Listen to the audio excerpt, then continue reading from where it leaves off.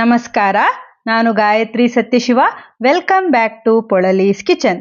ಬೇಸಿಗೆ ಶುರುವಾಯಿತು ಅಂದರೆ ಐಸ್ ಕ್ರೀಮ್ ತಿನ್ನದೇ ಇರುವವರು ತುಂಬ ಕಡಿಮೆ ಅಂತ ಹೇಳ್ಬೋದು ಅಲ್ವಾ?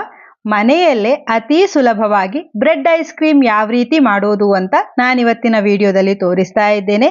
ತುಂಬ ಸುಲಭ ಇದೆ ರೆಸಿಪಿ. ಮಕ್ಕಳೆಲ್ಲರೂ ಕೂಡ ಇಷ್ಟಪಟ್ಟು ತಿಂತಾರೆ. ಬನ್ನಿ ರೆಸಿಪಿಯನ್ನು ನೋಡೋಣ.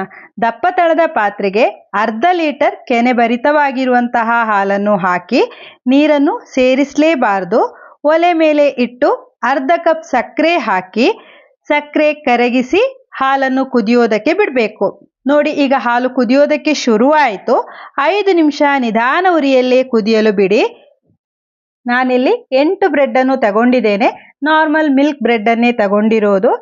ಇದರ ಸೈಡನ್ನು ಪೂರ್ತಿಯಾಗಿ ಕಟ್ ಮಾಡ್ತಾ ಇದ್ದೇನೆ.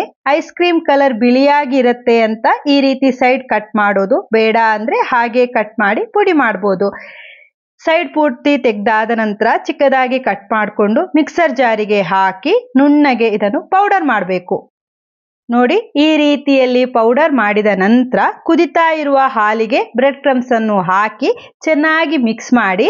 ಹದ ಸ್ವಲ್ಪ ಗಟ್ಟಿ ಆಗಬೇಕು. ಅಲ್ಲಿ ತನಕ ಕೈ ಆಡಿಸ್ತಾ ಕುದಿಸ್ತಾ ಇರಬೇಕಾಗತ್ತೆ. ಅಂದರೆ 5 ನಿಮಿಷ ಕುದಿಸಿದಾಗ ನೋಡಿ ಈ ಹದಕ್ಕೆ ದಪ್ಪ ಆಗ್ತಾ ಬರುತ್ತೆ. ಆ ಹಂತದಲ್ಲಿ ಗ್ಯಾಸ್ ಫ್ಲೇಮನ್ನು ಆರಿಸಿ ಮಿಶ್ರಣವನ್ನು ತಣ್ಣಗಾಗೋದಕ್ಕೆ ಬಿಡಬೇಕು. ಈಗ ನೋಡಿ ಈ ಹದದಲ್ಲಿದೆ. ಬ್ರೆಡ್ ಹಾಕಿದ್ರಿಂದ ತಣಿದಾಗ ಇನ್ನೂ ಗಟ್ಟಿಯಾಗ್ತಾ ಹೋಗುತ್ತೆ.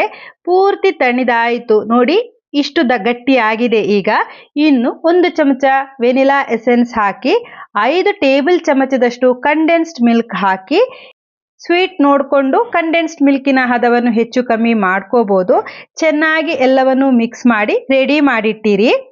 ಇಲ್ಲಿ ನಾನು 250 ml ಅಳತೆಯ ವಿಪ್ಪಿಂಗ್ ಕ್ರೀಮ್ ತಗೊಂಡಿದ್ದೇನೆ. ವಿಪ್ಪಿಂಗ್ ಕ್ರೀಮ್ ತುಂಬ ಕೋಲ್ಡ್ ಆಗಿರಬೇಕು, ಹಾಗಂತ ಫ್ರೀಝರ್ನಲ್ಲಿ ಇಡಬಾರ್ದು. ಮಿಕ್ಸರ್ ಜಾರಿಗೆ ಹಾಕ್ಕೊಂಡು ಬ್ಲೆಂಡ್ ಮಾಡ್ತಾ ಇದ್ದೇನೆ. ಎಲೆಕ್ಟ್ರಿಕ್ ಬ್ಲೆಂಡರ್ ಇದ್ದರೆ ಅದರಲ್ಲೇ ಮಾಡಿ, ರಿಸಲ್ಟ್ ತುಂಬ ಚೆನ್ನಾಗಿ ಬರುತ್ತೆ. ನಾನಿಲ್ಲಿ ಮಿಕ್ಸರ್ ಜಾರಿಗೆ ಹಾಕಿ ಪಲ್ಸ್ ಮೋಡ್ನಲ್ಲೇ 1 ನಿಮಿಷ ಬ್ಲೆಂಡ್ ಮಾಡಿರೋದು. ಅಂದರೆ ಸತತವಾಗಿ ಮಿಕ್ಸಿಯನ್ನು ರನ್ ಮಾಡದೆ ಬಿಟ್ಟು ಬಿಟ್ಟು, ಅಂದರೆ ಸ್ವಲ್ಪ ಗ್ಯಾಪ್ ಕೊಟ್ಟು 1 ನಿಮಿಷಗಳ ಕಾಲ ಬ್ಲೆಂಡ್ ಮಾಡಿರುವಂಥದ್ದು. ಬ್ಲೆಂಡ್ ಮಾಡಿರುವ ವಿಪ್ಪಿಂಗ್ ಕ್ರೀಮನ್ನು ಬ್ರೆಡ್ ಮಿಶ್ರಣಕ್ಕೆ ಹಾಕಿ ಚೆನ್ನಾಗಿ ಮಿಕ್ಸ್ ಮಾಡಿ. ನೋಡಿ, ಈ ಹದದಲ್ಲಿ ಮಿಶ್ರಣವನ್ನು ರೆಡಿ ಮಾಡಬೇಕು.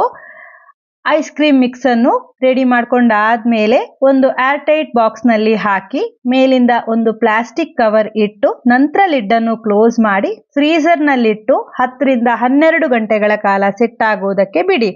ನಾನು ರಾತ್ರಿ ಪೂರ್ತಿಯಾಗಿ ಸೆಟ್ ಆಗೋದಕ್ಕೆ ಬಿಟ್ಟಿದ್ದೆ. ಇವಾಗ ಐಸ್ ಕ್ರೀಮ್ ಸೆಟ್ ಆಗಿದೆ. ಫಸ್ಟ್ ಕ್ಲಾಸ್ ಆಗಿ ಕ್ರೀಮಿ ಟೆಕ್ಸ್ಚರ್ನಲ್ಲಿ ಐಸ್ ಕ್ರೀಮ್ ರೆಡಿ ಆಗಿದೆ. ಸ್ಕೂಪ್ ಸಹಾಯದಿಂದ ಬೌಲ್ಗೆ ಹಾಕಿ ಮೇಲಿಂದ ನಿಮ್ಮಿಷ್ಟದ ನಟ್ಸ್ ಅಥವಾ ಚಾಕ್ಲೇಟ್ ಸ್ಪ್ರೆಡ್ನಿಂದ ಅಲಂಕರಿಸ್ಬೋದು. ನಾನು ಪಿಸ್ತಾ ಚೂರುಗಳನ್ನು ಹಾಕಿರೋದು. ಸ್ಕೂಪ್ನಲ್ಲಿ ಬೇಡ ಅಂತಂದರೆ ಹಾಕಿರುವಂತಹ ಏರ್ಟೈಟ್ ಕಂಟೈನರನ್ನೇ ಡಿಮೌಲ್ಡ್ ಮಾಡಿ ಈ ರೀತಿಯಲ್ಲಿ ನೋಡಿ ಸ್ಲೈಸ್ ಆಗಿ ಕಟ್ ಮಾಡಿಕೊಂಡು ಸಹ ಸರ್ವ್ ಮಾಡ್ಬೋದು. ತುಂಬ ಸಾಫ್ಟ್ ಆಗಿ ಕ್ರೀಮಿ ಆಗಿರುತ್ತೆ ಈ ಐಸ್ ಕ್ರೀಮ್. ಖಂಡಿತವಾಗಿಯೂ ಈ ಬೇಸಿಗೆಗೆ ಬ್ರೆಡ್ ಐಸ್ ಕ್ರೀಮನ್ನು ಟ್ರೈ ಮಾಡಿ ಎಂಜಾಯ್ ಮಾಡಿ.